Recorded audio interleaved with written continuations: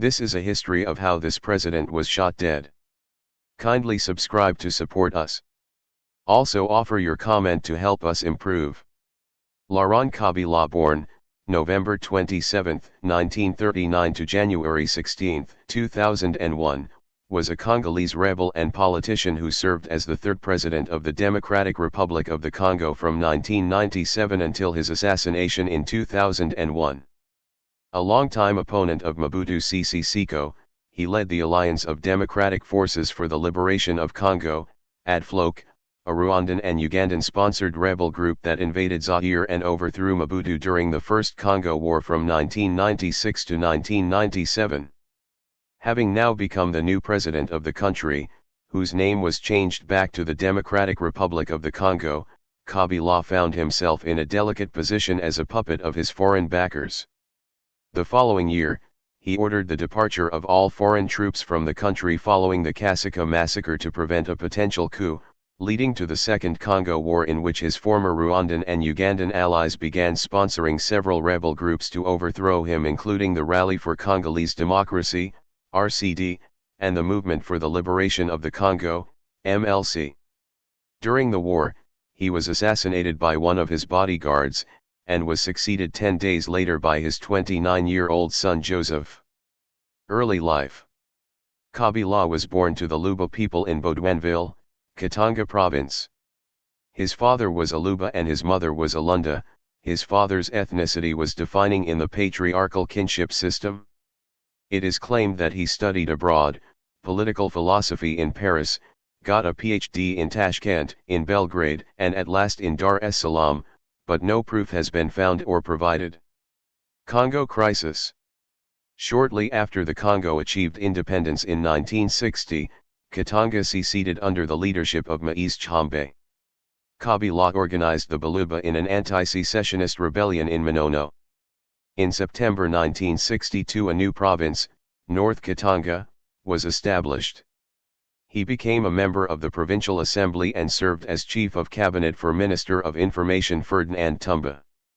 In September 1963 he and other young members of the Assembly were forced to resign, facing allegations of communist sympathies. Kabila established himself as a supporter of hardline Lumumbist Prosper Mwamba. When the Lumumbists formed the Concile National de Liberation, he was sent to eastern Congo to help organize a revolution, in particular in the Kivu and North Katanga provinces. This revolution was part of the larger Simba rebellions happening in the provinces at the time. In 1965, Kabila set up a cross-border rebel operation from Kigoma, Tanzania, across Lake Tanganyika. Che Guevara. Kabila met Che Guevara for the first time in April 1965, where Guevara had appeared in the Congo with approximately 100 Cuban men who envisaged to bring about a Cuban-style revolution to overthrow the Congolese government. Guevara assisted Kabila and his rebel forces for a few months before Guevara judged Kabila, then aged 26, as not the man of the hour he had alluded to, being too distracted and his men poorly trained and undisciplined. This, in Guevara's opinion, accounted for Kabila showing up days late at times to provide supplies, aid, or backup to Guevara's men. Kabila preferred to spend most of his time at local bars or brothels, with different women at a go instead of training his men or fighting the Congolese government forces. The lack of cooperation between Kabila and Guevara contributed to the suppression of the revolt in November that same year. In Guevara's view, of all of the people he met during his campaign in Congo, only Kabila had genuine qualities of a mass leader, but Guevara castigated Kabila for a lack of revolutionary seriousness. After the failure of the rebellion, Kabila turned to smuggling gold and timber to Tanzania. He also ran a bar and brothel in Kigoma, Tanzania. Marxist mini-state, 1967 to 1988. In 1967, Kabila and his remnant of supporters moved their operation into the mountainous Fizi, Baraka area of South Kivu in the Congo, and founded the People's Revolutionary Party, PRP. With the support of the People's Republic of China, the PRP created a secessionist Marxist state in South Kivu province, west of Lake Tanganyika. The PRP state came to an end in 1988 and Kabila disappeared and was widely believed to be dead. While in Kampala, Kabila reportedly met Yoweri Museveni, the future president of Uganda. Museveni and former Tanzanian President Julius Nyerere later introduced Kabila to Paul Kagame, who would become president of Rwanda. These personal contacts became vital in mid-1990s when Uganda and Rwanda sought a Congolese face for their intervention in Zaire. First Congo War. As Rwandan Hutu refugees fled to Congo, then Zaire, after the 1994 genocide in Rwanda, refugee camps along the Zaire-Rwanda border became militarized with Hutu militia vowing to retake power in Rwanda. The Kigali regime considered these militias as a security threat and was seeking a way to dismantle those refugee camps. After Kigali had expressed its security concerns to Kinshasa, requesting that refugee camps get moved further inside the country, and Kinshasa ignored these concerns, Kigali believed that only military option could solve the issue. However, a military operation inside Zaire was likely be seen by the international community as an invasion. A plan was put in place to foment a rebellion that would serve as a cover. The Alliance of Democratic Forces for the Liberation of Congo, AFDL, was then born with Rwanda's blessing, and with Kabila as its spokesperson. By mid-1997, the AFDL had almost completely overrun the country and the remains of Mobutu's army. Only the country's decrepit infrastructure slowed Kabila's forces down. In many areas, the only means of transit were irregularly used dirt paths. Following failed peace talks held on board of the South African ship SAS Outeniqua, Mobutu fled into exile on May 16. The next day, from his base in Lubumbashi, Kabila declared victory and installed himself as president. Kabila suspended the constitution and changed the name of the country from Zaire to the Democratic Republic of the Congo, the country's official name from 1964 to 1971. He made his grand entrance into Kinshasa on May 20 and was sworn in on May 31, officially commencing his tenure as president.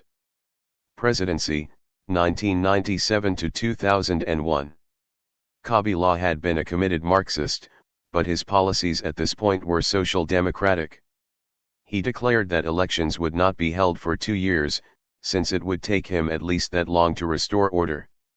While some in the West hailed Kabila as representing a new breed of African leadership, critics charged that Kabila's policies differed little from his predecessors, being characterized by authoritarianism, corruption, and human rights abuses.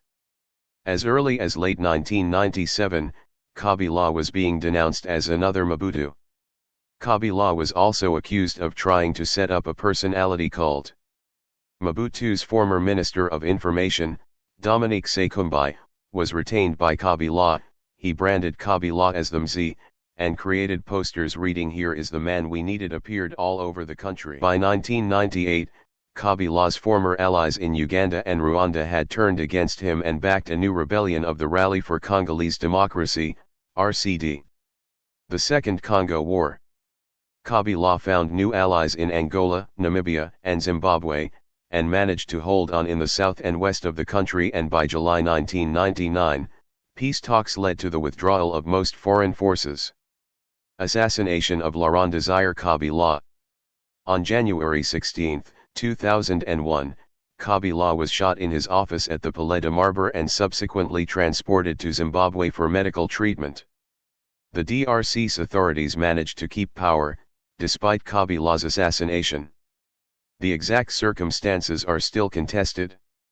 Kabila reportedly died on the spot, according to DRC's then Health Minister Leonard Mashako Mamba, who was in the next-door office when Kabila was shot and arrived immediately after the assassination. The government claimed that Kabila was still alive, however, and he was flown to a hospital in Zimbabwe after he was shot so that DRC authorities could organize the succession. The Congolese government announced that he had died of his wounds on January 18. 1 week later, his body was returned to Congo for a state funeral and his son, Joseph Kabila, became president 10 days later. By doing so, DRC officials were accomplishing the verbal testimony of the deceased president. Then Justice Minister Mwenz Kongolo and Kabila's aide-de-camp Eddie Kapend reported that Kabila had told them that his son Joseph, then number 2 of the army, should take over, if he were to die in office. The investigation into Kabila's assassination led to 135 people, including 4 children, being tried before a special military tribunal. The alleged ringleader, Colonel Eddie Kapend, one of Kabila's cousins, and 25 others were sentenced to death in January 2003, but not executed. Of the remaining defendants, 64 were incarcerated, with sentences from 6 months to life, and 45 were exonerated. Some individuals were also accused of being involved in a plot to overthrow his son. Among them was Kabila's special advisor Emmanuel Dungia, former ambassador to South Africa. Many people believe the trial was flawed and the convicted defendants innocent. In January 2021, DRC's President Felix Tshisekedi pardoned all those convicted in the murder of Laurent Desire Kabila in 2001. Colonel Eddie Kapend and his co-defendants, who have been incarcerated for 15 years, were released. Personal life. He had at least 9 children with his wife Safa Mahanya. His son Joseph could later lead DRC for more than 20 years. Kindly subscribe to support us.